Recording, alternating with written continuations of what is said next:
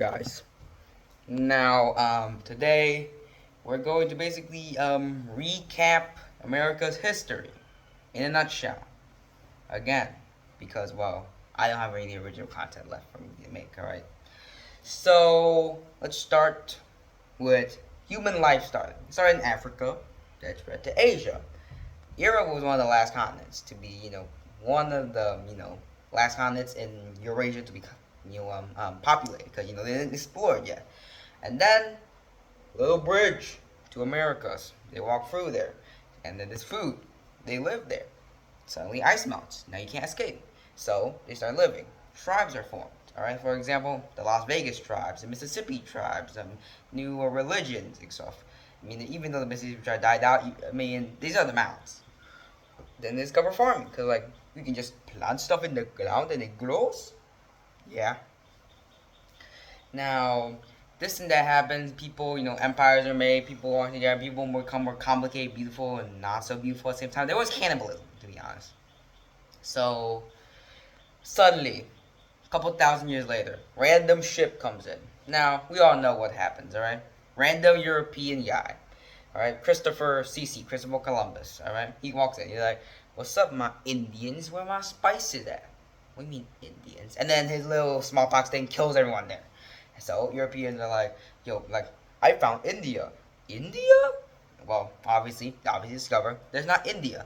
And then this guy, all right. So back then they wasn't called the Americas. I mean, obviously they didn't know what to call it yet. Then this guy with his name, it sounds like America. I don't know how to pronounce it. He's a Spanish guy. He finds that in what's now was it the Panama Canal.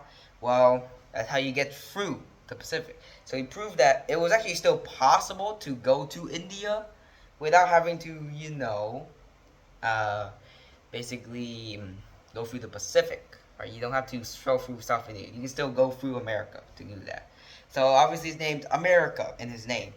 So eventually, huge colonies are the Treaty of Tordesillas. Basically, okay, I can claim all the Americas and my original Spanish land, and you can claim everything else over there. All right. So obviously, Spain and Portugal was happy with that. England, obviously not. Any kingdoms, obviously not, because well, I don't get any land, and they're gonna take my land. It sucks.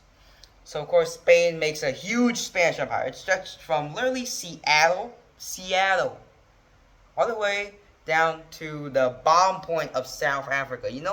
South America, which is pretty big. And Portugal occupied Brazil. But yeah, that's about it.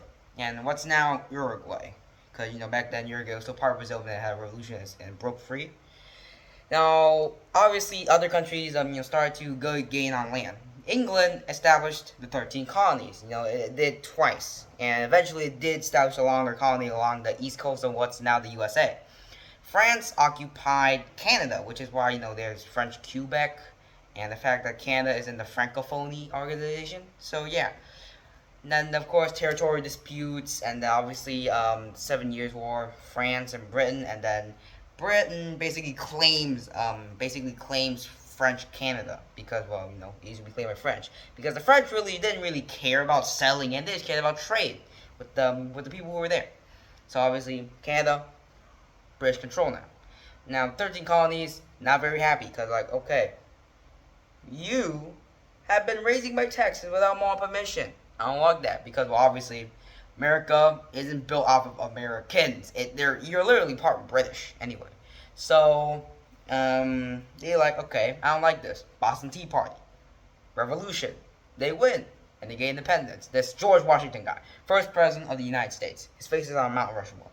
So he starts colonizing it. So actually, the size of the 30 colonies was there, but it also had some land. Detroit, Michigan was, some other eastern colonies. Now, during, the Napoleonic Wars, they did the Louisiana Purchase with France, who was, rampaging around Europe trying to conquer everything under Napoleon. And they needed the money.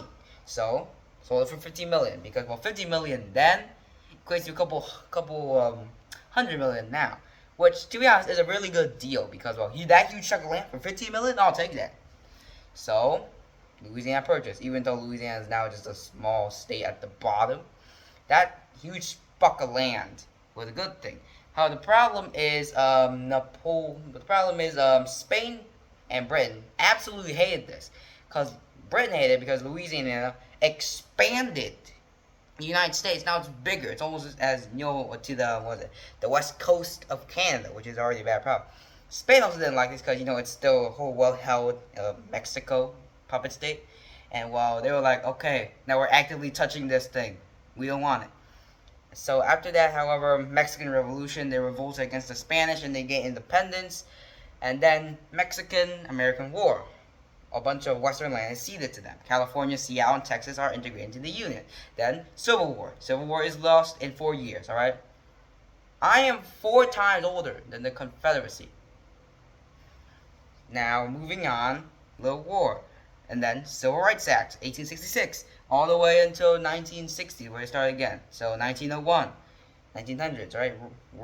Then World War One, very sucks, and then Roaring 20s, Great Depression, the World War II, and then we have the Vietnam War. However, we should mention, alright, stop it a little bit.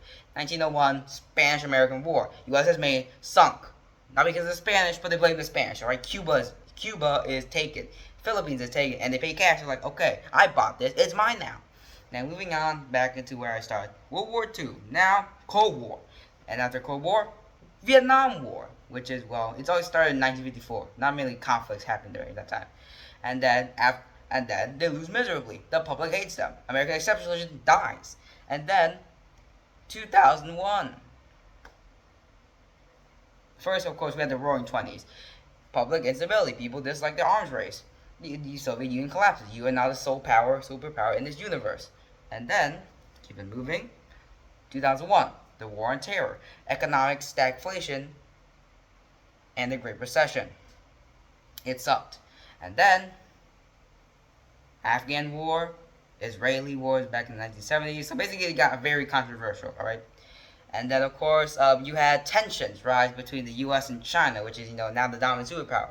And then the Russian-Ukrainian war, which happening to this day, which caused even more problems. And then, of course, the Iranians wrecking the Strait of Hormuz. Even more problems. Prices rising, American public distrust and disliking. So, and now basically to the end, well, the U.S. achieved many things. However, currently right now, it's going through anti-social movement, right? Because of mass deportation, ICE, the controversy surrounding Trump, the Epstein files. Epstein's a big child predator, all right? Kind of like a billionaire pedophile. So it's not good. It's not good in the end. But well, hopefully, America can get back on its track and go back to being the universe's the world's kind of like police force. So yeah, thanks for listening to what I have to say. Goodbye. I'll see you next time.